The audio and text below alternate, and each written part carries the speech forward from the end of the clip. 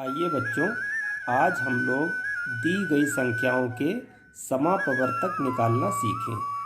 हमारे लिए यह जानना ज़रूरी है कि समापवर्तक होता क्या है। आइए देखते हैं। समापवर्तक दी गई संख्याओं के अपवर्तकों में जो समान अपवर्तक हैं वे उन संख्याओं के समापवर्तक कहलाते हैं। अर्थात हमें जो संख्याएं दी गई हैं हमें उनके अपवर्तक ज्ञात करने हैं और उन अपवर्तकों में जो समान अपवर्तक होंगे वे दी गई संख्याओं के समापवर्तक कहलाएंगे। आइए इसे एक उदाहरण के माध्यम से हम लोग समझने का प्रयास करें। हमारा उदाहरण है संख्या 48 और 64 के समापवर्तक ज्ञात कीजिए। हमें यहाँ पर दो संख्याएं दी गई हैं, एक है 48 और दूसरी है 64। इन संख्याओं के समापवर्तक ज्ञात करने हैं, लेकिन समापवर्तक ज्ञात करने से पहले हमें दी गई संख्याओं के अपवर्तक ज्ञात करने पड़ेंगे। अपवर्तक क्या होते हैं? वे संख्याएं जो दी गई संख्या को पूर्णतः विभाजित कर दें, वे सभी संख्याएं दी गई संख्या के अपवर्तक कहलाते हैं। आइए देखते हैं 48 के अपवर्तक कौन कौन से होंगे।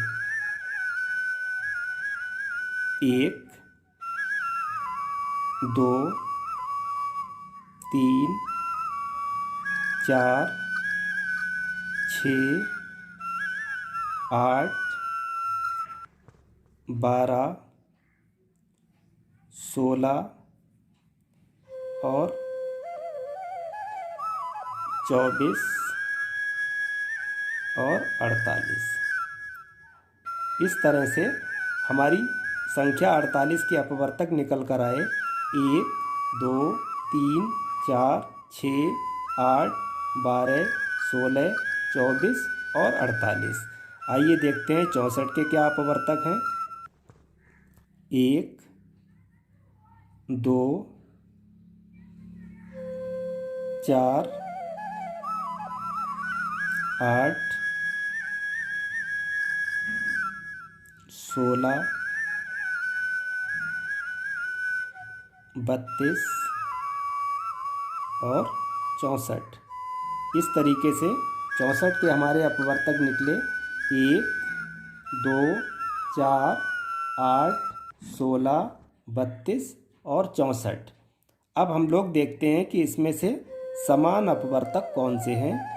1 और 1 दोनों में सम्मिलित है, इसलिए हम कह सकते हैं कि 1 दी गई संख्याओं का समापवर्तक होगा। 2 दोनों में सम्मिलित है, इसलिए 2 भी समापवर्तक होगा। 4 इन दोनों में सम्मिलित है, इस तरीके से 4 भी दी गई संख्याओं का समापवर्तक होगा। 8 दोनों में सम्मिलित है, इस तरीके से 8 दी गई संख्याओं का भी समापवर्तक होगा। और 16 दोनों में सम्मिलित है, अर्थात 16 भी दी गई संख्याओं का समापवर्तक होगा। हम लोग कह सकते हैं कि संख्या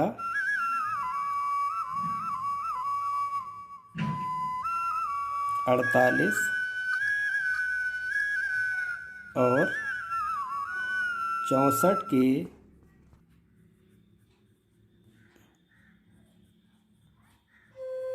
समापवर्तक बराबर 1, 2, 4, 8 और 16। इस तरह से हमें जो दो संख्याएं दी थी 48 और 64, इनके समापवर्तक मिले हैं 1, 2, 4, 8 और 16।